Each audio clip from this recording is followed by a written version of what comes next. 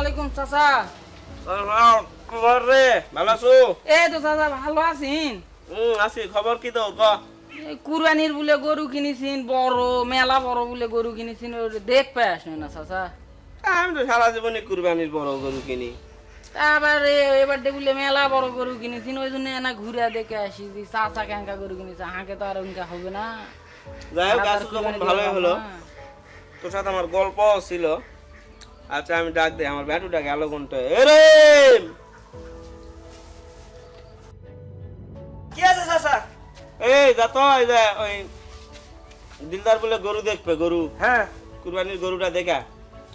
আচ্ছা, ওই কালো গরুটা? হ্যাঁ আচ্ছা।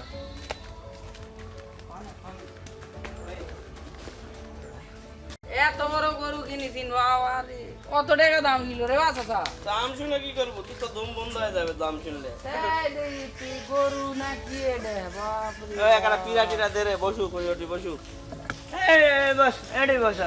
বস বস বস। গরু দেখাই যে অবস্থা খারাপ, এত বড় গরু কেন দেবা চাচা? তাই তো মানুষে করতে যেহেতু মাতব্বর চাচা মেলা বড় গরু কিনেছে।